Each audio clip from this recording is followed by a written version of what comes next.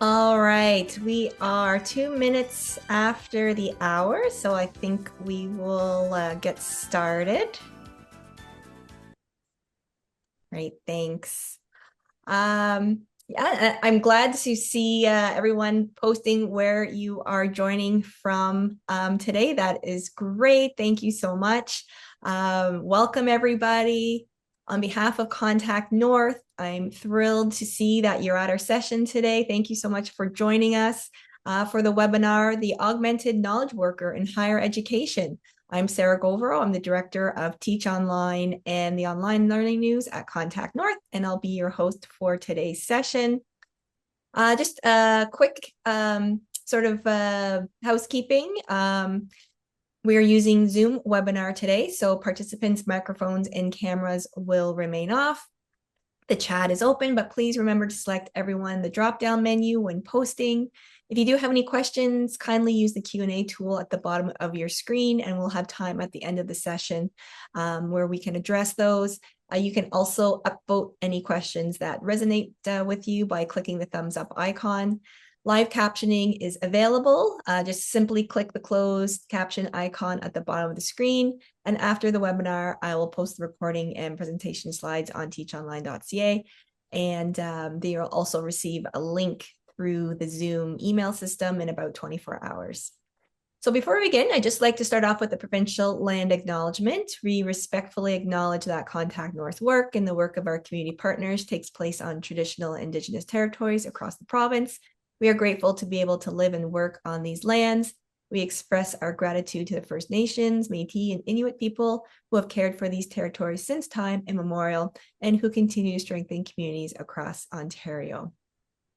All right, on to our main event. I am very happy to welcome our speaker today, Dr. Ken Wong, Professor of School of Marketing at Seneca Polytechnic, also the author of AI Concepts and Applications for Business Leaders, and the founder of Presentia.ai. Welcome, Dr. Wong, and thank you so much for sharing your insights today. All right. Thank you, Sarah, for the wonderful introduction. Good morning, good afternoon, good evening, everyone. Thanks for joining. Whether we have met before or this is your first time joining a session with me, my name is Ken Wong, and I'm excited to be back with the Contact North audience. A couple of quick housekeeping notes. The PowerPoint slides will be available immediately for download on my site after the session, and I will show you the link later. And we will save the Q&A until the end so we can cover everything within our 1 hour together. So let's get started. I want to start with a question. When did you last redesign the way you work? Not just adopt a new tool, but step back and ask, what is the best possible way to do this job, given everything now available to you? If your answer is not recently, well, you are in a good company. That's exactly what we are here to discuss. This session is called The Augmented Knowledge Worker in Higher Education. We are going to have a conversation about work, how teaching, research, advising, and administration are being reshaped right now. My central thesis is that the most consequential shift in higher education today is not technological. It is organizational. The technology already exists. The real question is whether institutions have the governance, culture, skills, and courage to use it wisely. Let me ground that thesis in numbers. A March 2026 white paper from the World Economic Forum and Accenture surveyed more than 450 senior executives.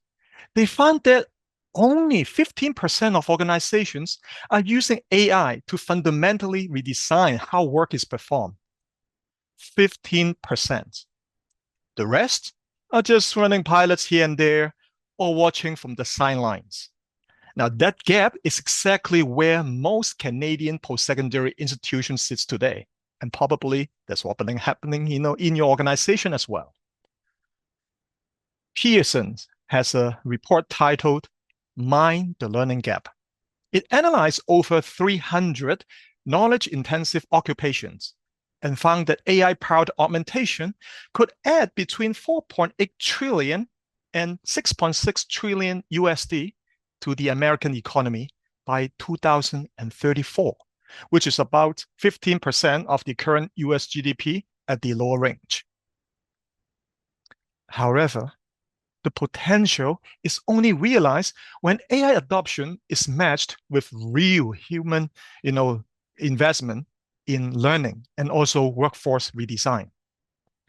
Otherwise, the gap between technology investment and human capability simply widens. And Pearson calls this the learning gap. In higher education, we are already living inside it. There are currently two dominant conversations happening on campus. Now, the first is about governance and academic integrity, with questions like, how do we handle AI-generated student work? What belongs in our integrity policies? Important questions, but largely reactive. Now, the second is tool adoption. Here's a new AI tool. Here's a prompts library. Here's a 30-minute workshop. Go attend it.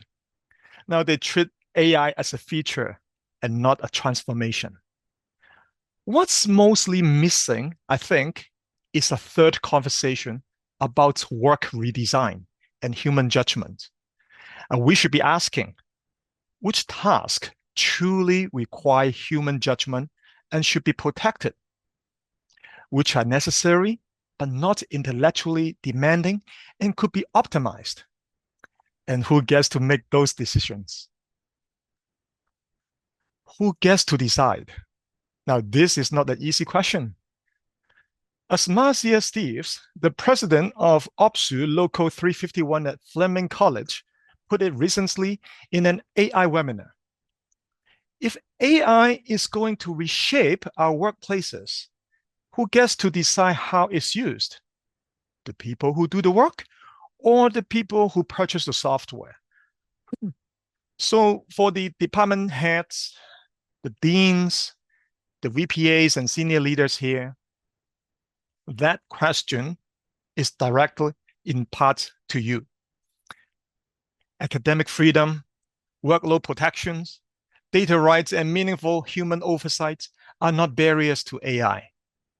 They are the foundations of responsible adoption. The question is not whether faculty or staff will encounter AI. Well, they already have.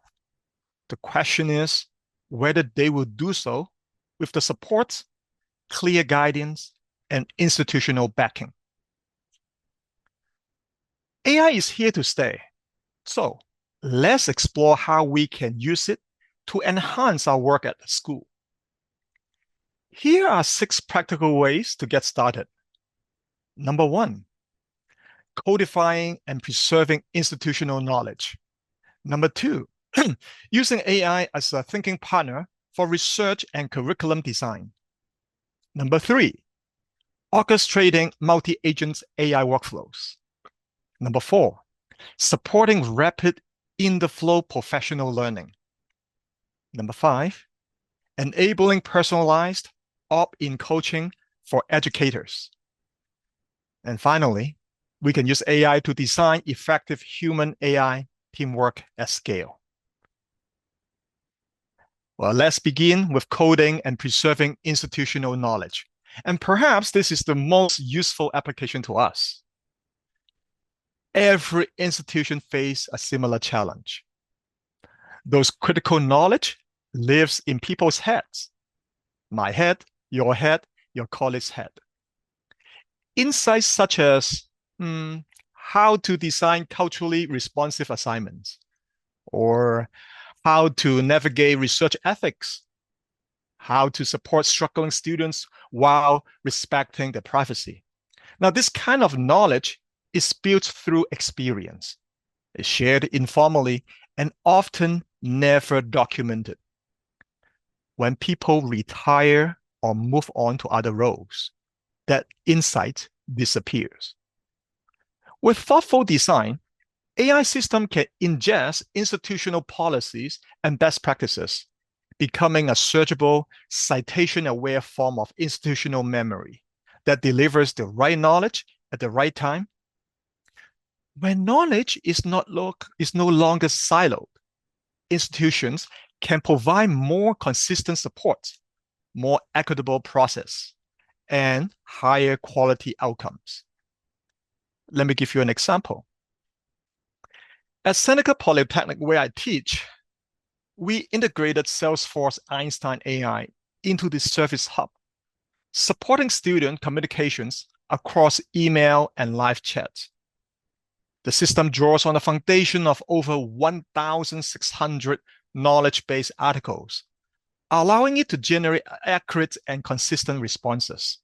Now, this is interesting because it is very valuable during the high pressure periods like the December closures, where AI acts as a critical support layer for the student staff when the regular staff go home, to have their holiday break. Response time improve. Students receive reliable answers, and experienced staff can focus on complex cases requiring professional judgment. The AI also automatically generates case summaries for long email threads, and it also helps, to generate new knowledge database, knowledge articles when recurring issues arises. So that 1,600 articles will keep increasing, and many of those are generated by the AI. We have also extended AI-powered assistant directly to students through the public website. Our chatbot, called Sam, now handles approximately 25,000 students' interactions every month with a very high success rate, providing immediate answers without cues. When a question becomes too complex, Sam, the chatbot, seamlessly transfer it to a live agent or simply create a service case for follow-up by human staff. Similar approaches are emerging across the sector.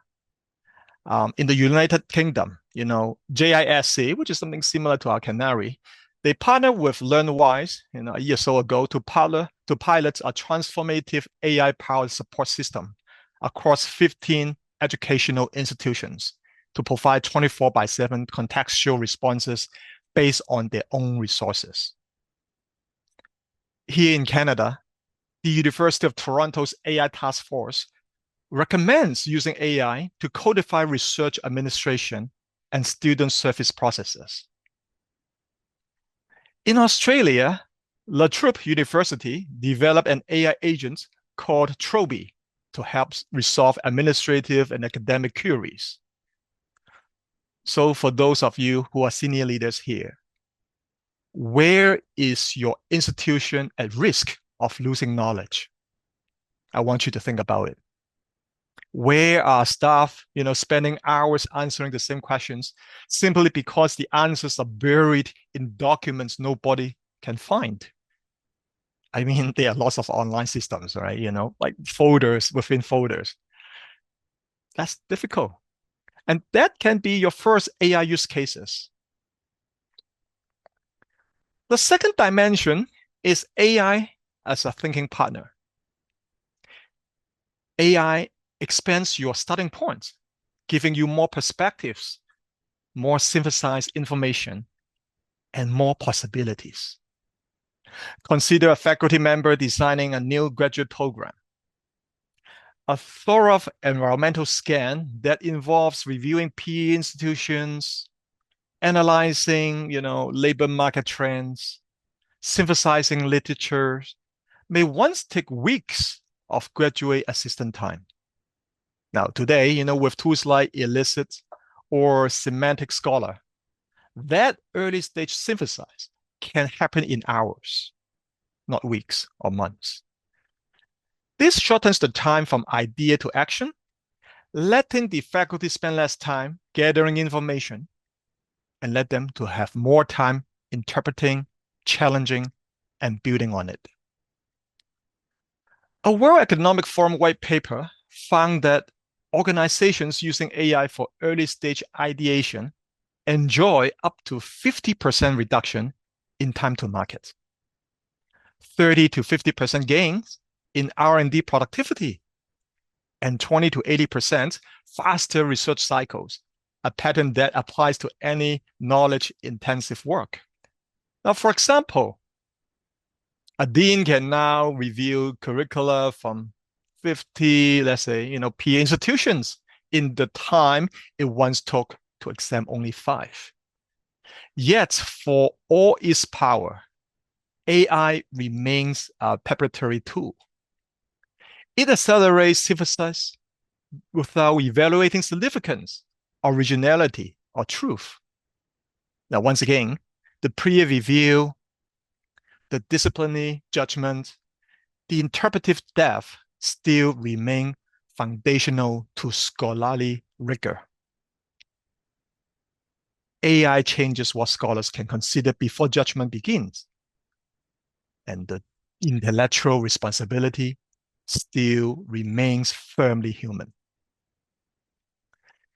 At Seneca Polytechnic, we recently launched an AI lab as a central hub, which provides the the hub where faculty, students and staff can experiment with and develop AI-driven projects. It's supported through our collaboration with Microsoft. An AI specialist is available every day there with bookable one-on-one sessions.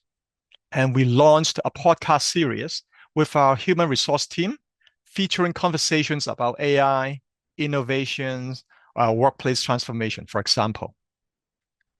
The objective is institutional-wide integration.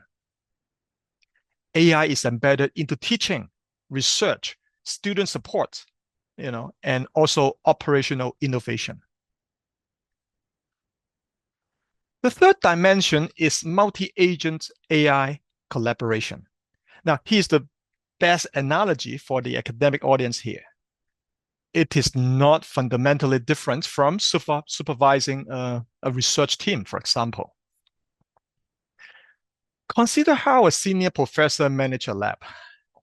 This is, a place where there's a PhD student conducting literature review, for example, where there is a postdoc running experiments and a research assistant preparing the drafts, right? Ultimately, the professor directs, reviews, integrates, and make the final intellectual judgment. Multi-agent AI workflows applies the same principle, except that the AI agents are faster, tireless, and parallel. Now, one agent conducts a literature scan, another compares methodological approaches, a third checks, grant eligibility, and a fourth drafts a preliminary proposal structure. The faculty member, perhaps it's you, still reviews, integrates, and applies the disciplinary expertise, producing something neither could achieve alone. Research cited by Anthropic and the World Economic Forum shows that separating the planning, the critique, the synthesis into distinctive AI agents actually improves the performance on complex tasks. And this really mirrors how high-performing human teams operate in the real world. The World Economic Forum also notes that the greatest organizational accountability, organizational gains comes from people that focus on judgment, orchestration, and things like that, while AI handles the acceleration of insights and execution. At Seneca, we are using a multi-agent approach to actually fast-track student application process. First, we have an AI agent to do the validation. So it automatically screens incoming application for completeness, identifying missing documents in near real time. Then, a data extraction agent reads the uploaded images, like the transcripts, right? And then it automatically extracts the grades from the graphics, from the transcript scanning automatically so that it enters the marks, all right, directly into the student system, especially for the international students. The AI is not making admission decisions. Human staff retain responsibility for the interpretation, judgment, and final decision making. The fourth dimension is how AI is changing, not just what we do, but how we learn. And that is very, very interesting. Professional development, PD, in higher education has traditionally been episodic, with a little bit of workshop here and a training session there. And they even put a limitation of how many people can attend that summer retreat, for example, right? Because it costs you money. Pearson's Mind the Learning Gap report argues that the most important shift in workforce development right now is not the contents of training. The content is here, but it is about the timing and the integration. Learning embedded in the flow of work dramatically outperforms isolated training events. An IBM expert cited in that report captures this very well. Imagine an AI assistant that says, "Hey, Ken, by the way, I just completed this task for you. Here's something that you need to know going forward." Wow, isn't that interesting? Learning and doing become effectively indistinguishable. AI delivers explanations, examples, and resources in real time. Learning that meets you exactly when and where you need it. Now, for example, a faculty member encountering an unfamiliar pedagogical approach can now explore and prototype it on the spot. Another example, a department chair working through a new compliance requirement can learn the policy framework through the process of applying it, with AI interpreting and clarifying in real time. Now, this reflects a border shift, from episodic training to continuous capability building.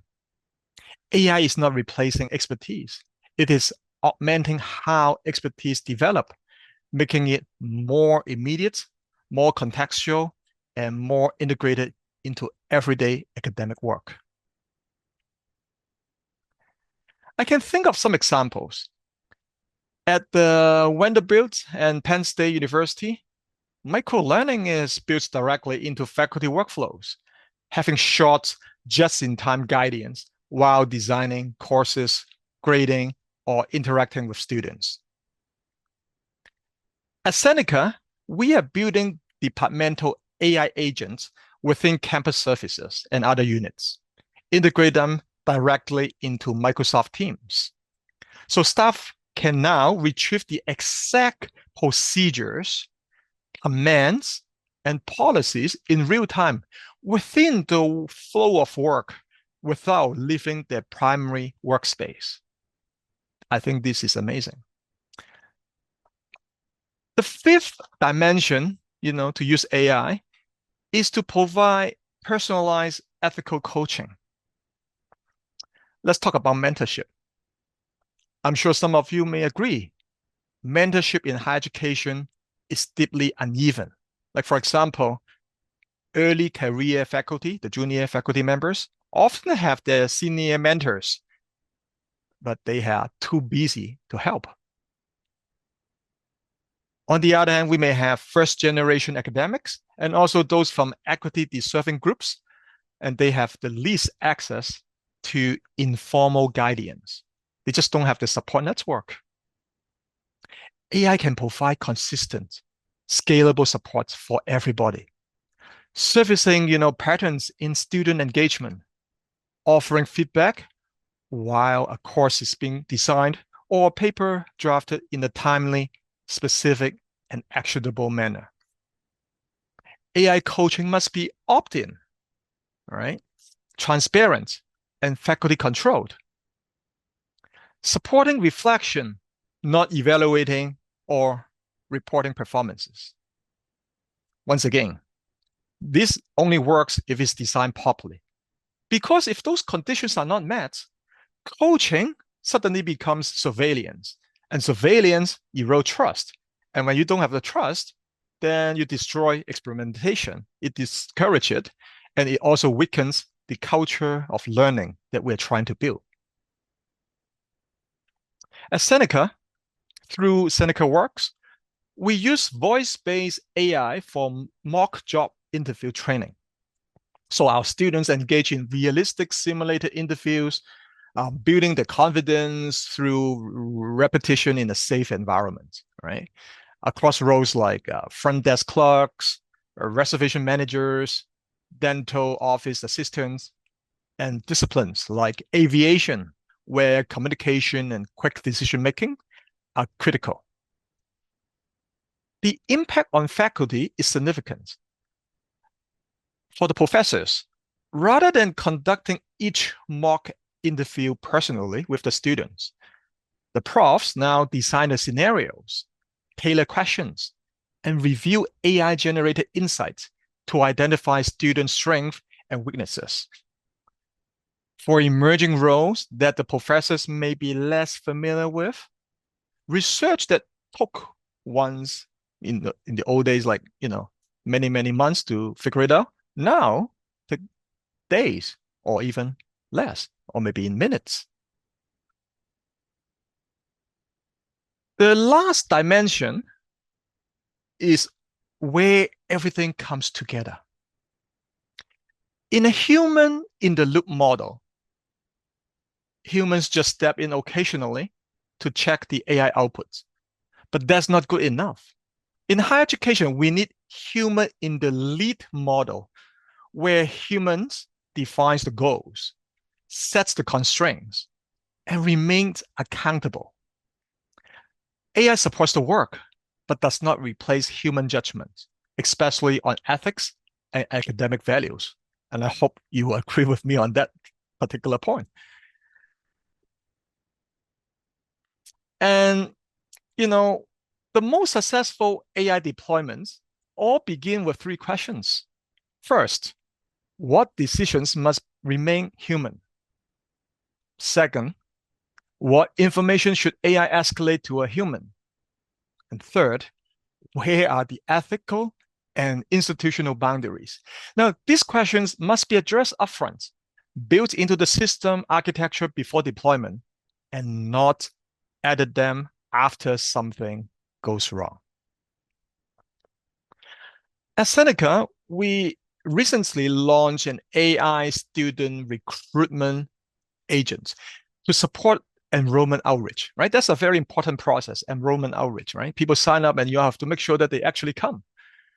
So we shift from making phone calls to them to personalized AI-driven text conversation that the kids, the learners can interact with us on their phone.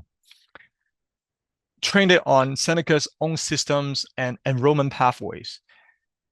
It operates as part of a 4-week campaign, performs transactions, creates support cases automatically, and escalates complex issues to specialized staff. Now, the results have been significant. The AI system has reached nearly 11,000 unique students efficiently and effectively.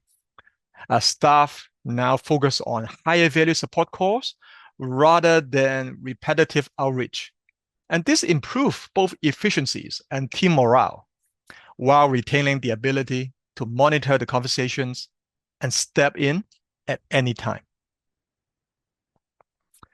As our Vice President of Student and Chief Information Officer, Radha Krishnan described it, the AI agent is not just a chatbot. It performs transactions, creates support cases, and seamlessly escalates to staff when needed. This has allowed our employees to move from repetitive outreach to higher value support, improving both efficiency and morale. And I think this is a great achievement. At Seneca, we also introduced an AI tutor called My Tutor, now used across more than 100 cross sessions. It integrates OpenAI's generative AI, module with instructor-provided and approved course materials.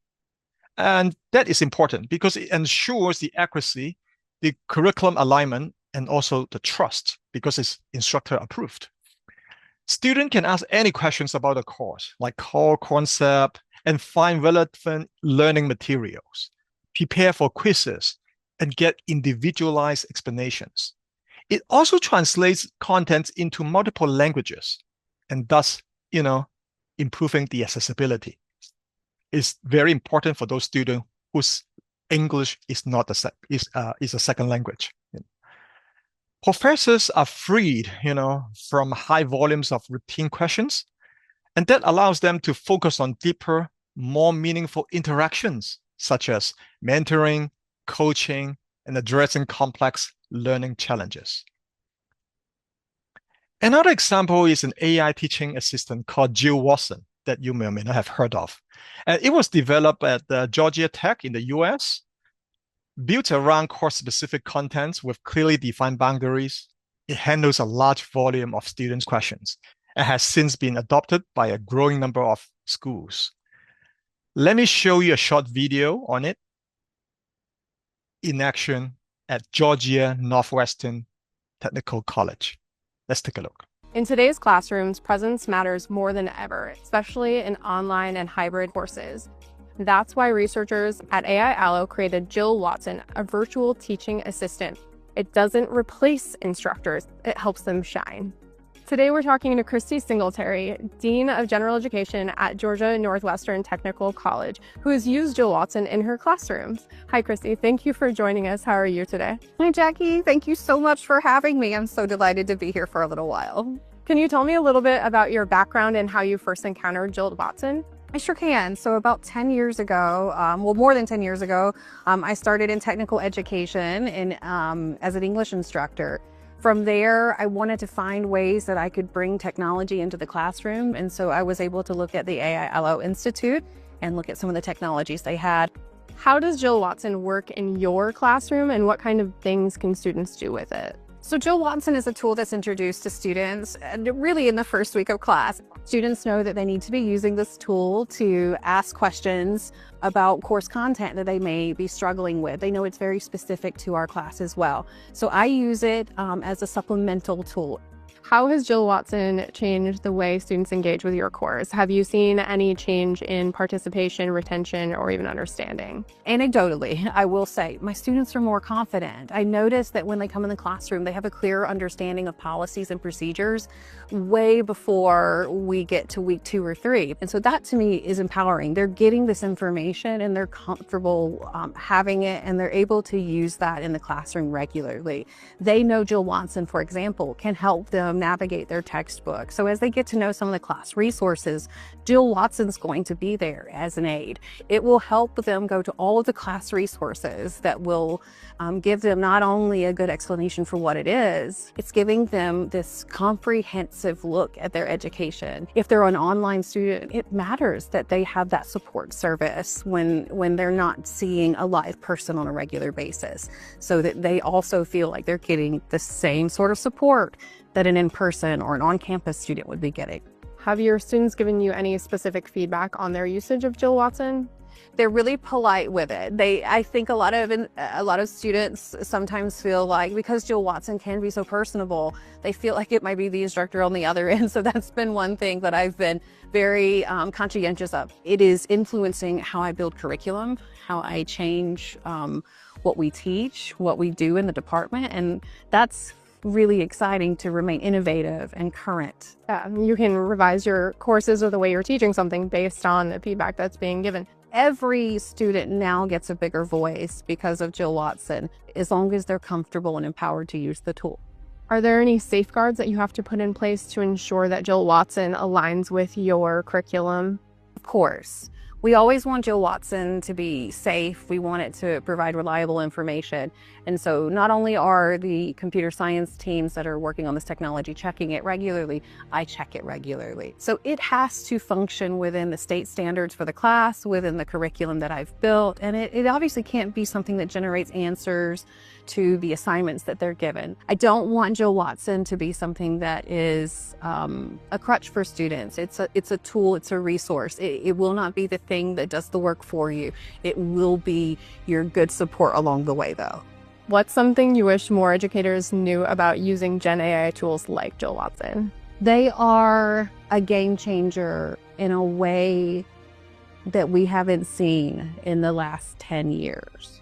And when we can talk about social mobility, when we can talk about equity and education, and this tool is offering some of those opportunities, that leveling of that playing field means the world to the rural communities of Georgia, to the communities that we serve, to the communities where Jill Watson's already working within technical colleges. What a wonderful thing we can provide to the students in Georgia. Yeah, well, I very much appreciate everything that you've shared. Thank you so much for joining us. It's been a pleasure talking. Thank you so much.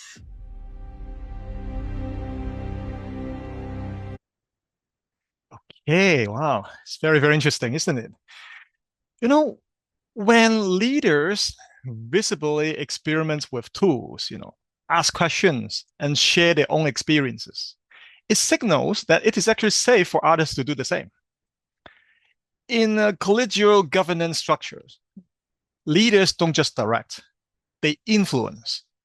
So openly sharing what you're learning and where you're uncertain actually builds trust and encourages, a learning culture. The single biggest driver of the culture is visible leadership modeling. Your faculty members are watching how you are engaging with AI. If you treat AI as just like an IT problem, information technology IT problem, they'll wait for AI. But if you engage with it as a learning journey, they will learn alongside you. And that is my, one of my greatest insight. They will learn alongside you. All right. So far, we have learned about this great story, but deploying AI can be risky, as you may have, considered that before. It's a risky move. And that's why we need to talk about governance. Now, as pointed out by World Economic Forum, there are 5 pillars that can guide us in this area. First, accountability, must be established before deployment. So for example, decision ownership, escalation paths, autonomy thresholds, all these, are leadership decisions, not IT decisions. Second, AI must be embedded into our workflows, not simply layered on top of existing processes. That's a fundamental operating model question that you have to answer. Third, our talent system needs to keep pace. With new roles and continuous learning and performance measures that actually reward the adaptation and adoption, of AI. Fourth, trust is built through transparency. Our faculty, students, and staffs need to understand how AI behaves within our institution and how governance evolves as the technology does. And fifth, we need a culture of disciplined experimentation where failures are expected, contained, and learned from openly, not quietly buried, pretend as if nothing happened. Now, the schools that will lead in the future are those that govern the world and use that governance as a genuine competitive strength. The conversations happening in the faculty association, like OPSU, around AI rights at work, reflect something important. Requests for notification before AI deployment, human override rights, and meaningful retaining obligations are not barriers.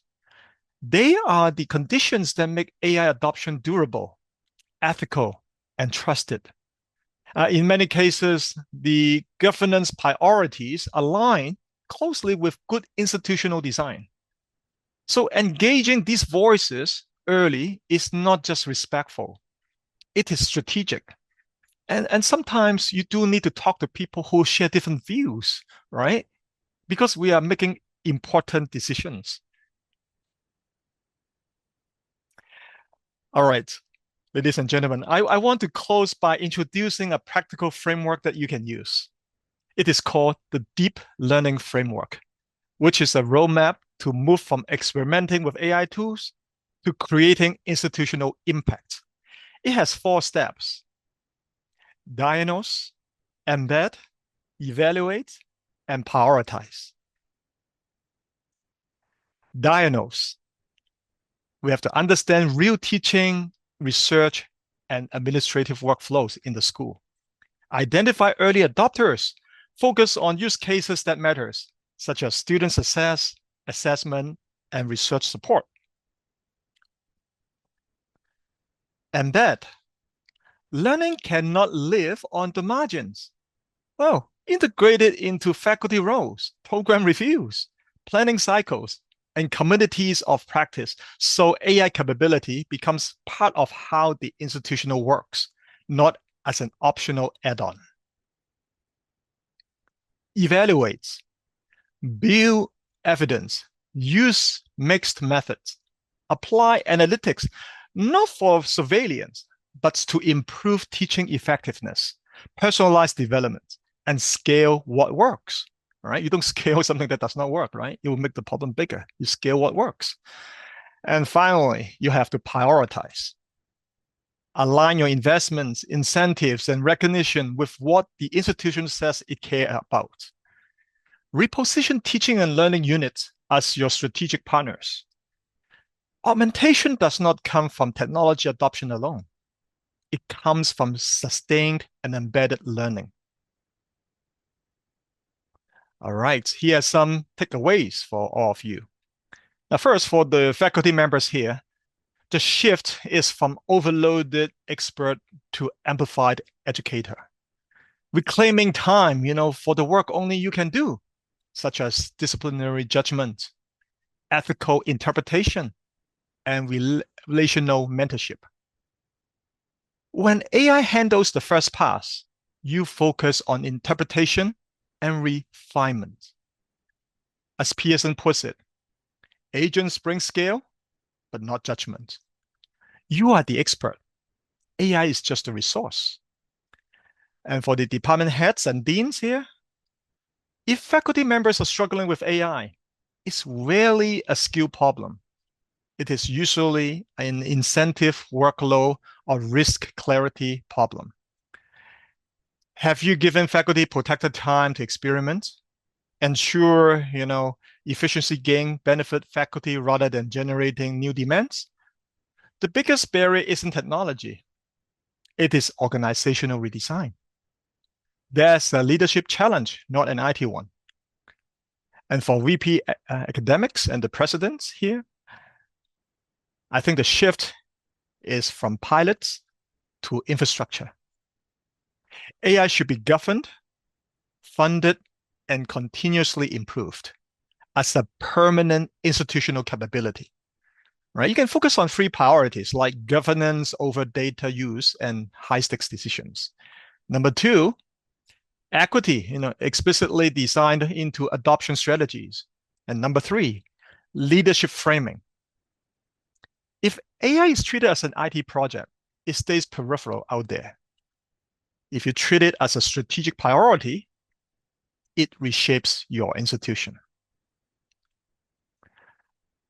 Across all 6 dimensions that we have discussed today, the underlying message is very consistent, okay? Responsible AI adoption is not about tools. It is about people, learning, governance, and institutional design. Institutions that invest deliberately in learning, align incentives with values, and treat governance as an enabler and not an obstacle are those that will unlock AI's promises in ways that are sustainable, ethical, and academically grounded. And ultimately, those institutions that get in this, who get this right, will not just adopt AI. They will amplify the human work that defines higher education. All right, ladies and gentlemen, I hope you have enjoyed this webinar with us at Content North. Now, before you go and have the Q&A, I like to share small gifts with you because you're joining us from all around the world. The second edition of my AI book was published just 2 weeks ago by ESA Pub. If you don't mind reading a watermark version of my manuscript, feel free to scan this QR code and provide me with your name and email address so that I can get you a copy. Free, no obligation. You don't have to buy anything, all right? Everything is recorded, so you don't have to buy anything. That's my promise. I won't force you to do anything, right? Alternatively, if you like the traditional ebook, it is available on Google Books for $10 USD. And thank you, Sarah, for posting the link. So you or your students, if they find it interesting, they can actually acquire the proper ebook. All right. Thank you. If this QR code does not work, you can go to presentra.com, select student, and enter session number 60086.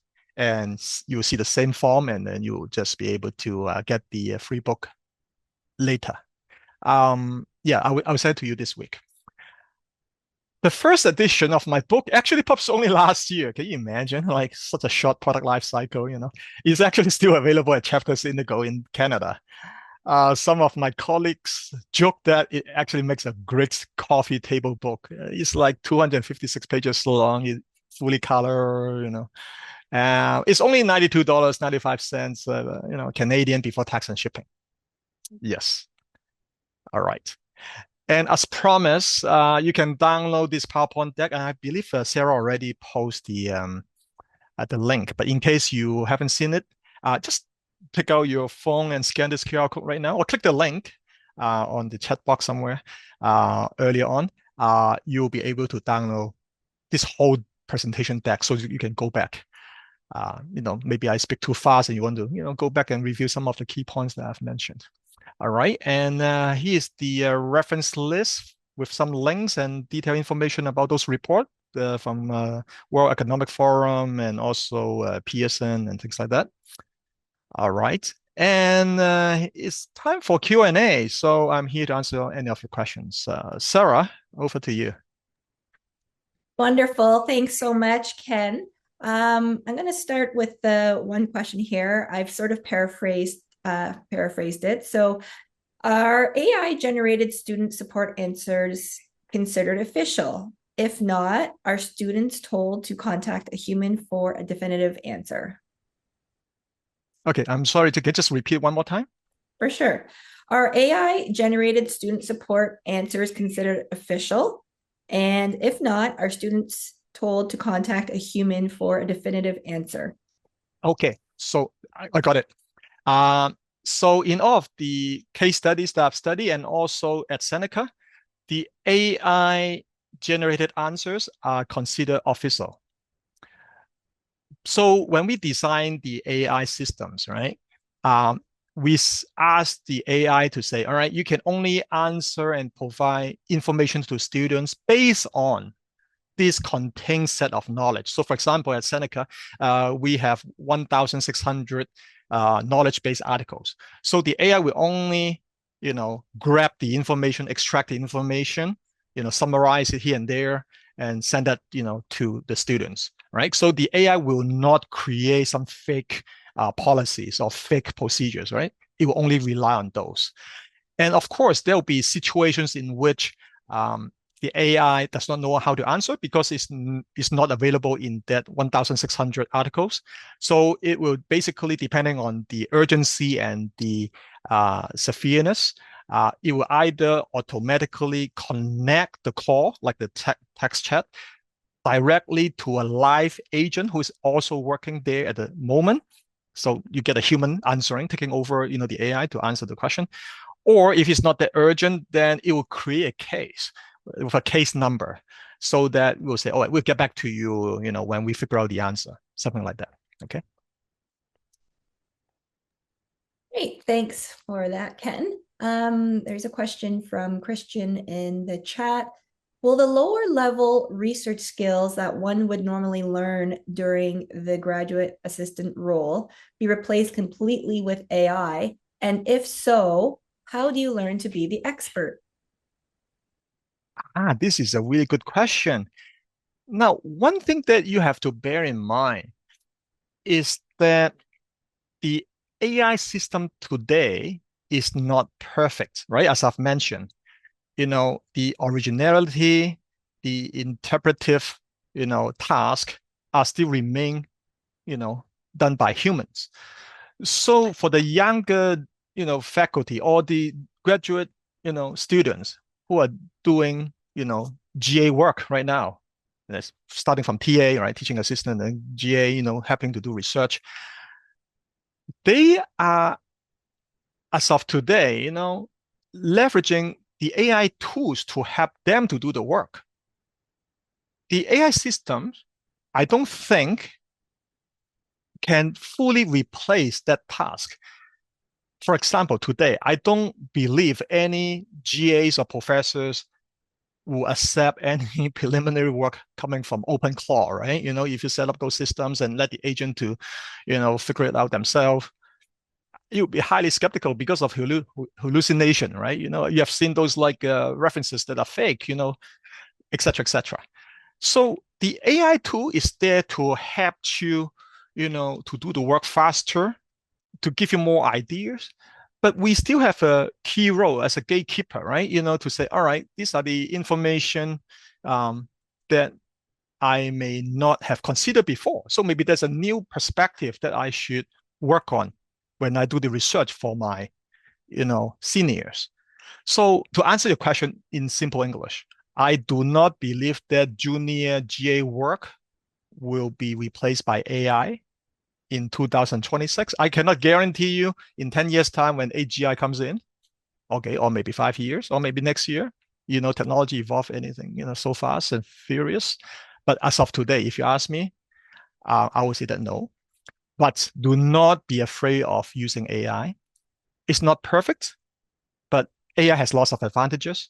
So let's use a very careful pathway going forward in adopting and managing these tools, no matter which platform we're talking about. Because sometimes people ask me, is one platform of AI better than the other when it comes to doing GA research work? I say each platform has its own pros and cons, right? So, okay, hopefully I've answered your question. Great, thanks for that, Ken. Josh writes, this was an excellent webinar. Who can I contact at Seneca to learn more about how my tutor was developed, including the technology behind it, implementation, process, and costs? Absolutely. The gentleman in which I've delivered the quote is Radha. He is the CIO, of Seneca. He'll be more than happy. And he actually, gave me the quote, and he know that I'm delivering the switch here. So, hey, Radha, yes, I'm going to get you coffee. If you have more than two inquiries, I'll buy you lunch. Okay, or you have to buy us lunch. Yeah. So, yeah. Radha Krishnan, our CIO. Yes. Great, thanks for that. All right, I'm going to paraphrase this one as well, just to simplify it. How should higher education rethink assessment and work practices in the age of AI, especially when traditional assignments are now easily completed by LLMs? This is a multi-million-dollar question. It is like a hot topic, very, very hot topic. I've seen the extreme. I have seen some professors, not just at Seneca, but at U of T and other places too, that go back to traditional paper-based, no internet, no phone, no whatever, in-class exam, multiple choices. I've seen those extremes. Whereas on the other hand, I've seen people simply eliminate the exam and they just use different kinds of assessment methods like flipped classroom, presentations, simulations, gamification. In some of my courses, Sarah, you will know I have developed Presentria Go, which is Canada's first mobile experiential, learning tool. So my students actually go out on the streets, to the neighbors, or maybe on campus, stores to check out the shops, and answer some questions when they are there. Now, those activities are interesting, and AI does not really help them to get the answer. You actually have to be physically there, look at the signage, talk to the staff members, and then record your observations, right? So we will give them some points. Not a lot, but like, maybe 5 to 10% of the assignment. So my point is there are many paths going forward in terms of assessment. I guess you need to have a how should I put it? You need to have a honest, open discussion with the faculty members. There's no single answer to that because different discipline, right, have very, very different needs. And also, even for the same discipline, you have got different kinds of professors. If things are working today, why reinvent the wheel? Why force something to the professors to swallow when what he or she is doing today is seemingly good? So I guess step number one, you need to talk to the prof and say, hey, I do have a concern. How about you? Do you have a concern? And then if yes, then we will take a look at, what the other guys are doing and what we can do, meaningfully. All right. So going forward, I will say that once again, there will be different kinds, of methods to assess students. There won't be one standardized way to do it. And it also depends on who is the chef, meaning who is, the prof. All right, Sarah, I hope I've answered most of the questions. Yes, thank you very much, Ken. That's all the time we have for today. Thank you so much for such an insightful and timely presentation. Your practical examples gave everybody a lot to think about as we continue exploring how AI can support and strengthen the work of higher education. So thank you so much. And thank you everyone for joining us today and for your great questions. Just a quick reminder that the slides from today and the recording will be available on teachonline.ca by this afternoon, and you will also receive the email from the Zoom system. It'll automatically be sent out to you in about 24 hours. So thank you again, everybody. Thank you, Dr. Wong, and I wish everyone a great rest of your day. All right. Thank you, ladies and gentlemen. Have a wonderful day. Bye-bye.